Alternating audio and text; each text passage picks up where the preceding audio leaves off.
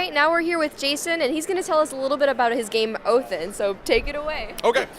So it's an arena combat board game that is inspired by a genre of video games called esports. If you're not familiar with esports, it's okay. For the most part, I'll kind of explain some of the mechanics and how they work. So it uses unique character decks. So whatever character you choose to play, you'll have a deck of 20 cards that are all specific to that character. So they have their own play style that's specific to them. They've got abilities that are specific to them. And it's not a deck builder. It's not something where you're drawing cards. You get access to your whole deck every single round. So you're choosing which abilities you're playing that round. Now, there's different kinds of abilities that are in here. There's some where they can be comboed together to kind of like augment the attack and make them stronger, or add different effects to it. You've got instant cards, so things that you can play like if it's your turn or somebody else's turn, to kind of move around the arena faster, or like counterattack and things like that. Now, when you play ability, at the end of the round, there's a number that's on the bottom left corner. That's the cooldown of the card. So at the end of the round, you've got your cards that you played that round. They're then going to go up onto this cooldown track. So we'll say that these are the 4 cards that I played for the round. At the end of the round, all the cards are going to shift one. Each round they're going to shift at the end of the round. So eventually, after that round, these are going to shift again. Then these are going to shift. These 2 cards are going to go back in your deck, and then you can play them again that round if you wanted to. So the more powerful the ability, the larger the cooldown number, so they'll end up kind of higher on the track, and then they kind of shift down.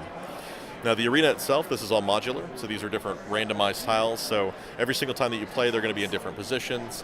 You'll have tiles that they weren't even in the last couple of times that you played, and these are all different environmental effects, so when your character enters a space, you'll flip that tile over, and that's then in effect for the rest of the arena match. Can you tell us a little bit about these tiles? Yeah, so there's beneficial tiles, so you've got some that are might be something that gives you an extra card that you can play that round. There's some that are negative, so for example, like the star trap here, if you enter that space, you get a root condition, you're kind of stuck there for a bit. There's also some neutrals, so like this is oil trail. If you move into that space, you actually continue movement into the next space. And then there's a lot of just kind of barren locations, which is nothing special. So as you're playing, the arena might change kind of how you're actually playing your combat. Maybe you wanted to move and then you hit the oil trail and you move an additional space. That might be beneficial. Maybe it puts you actually closer into range of your enemy.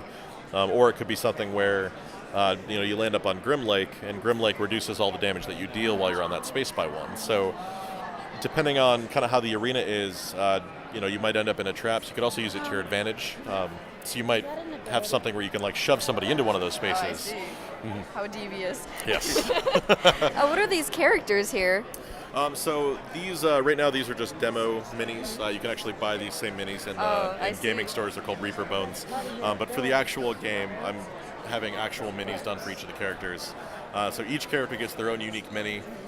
There's some characters that have different minions and stuff that they can bring out. So in the base box, one of the characters is the Reaper, and he's got a mini. One of the things that he can bring out is called a Haunt.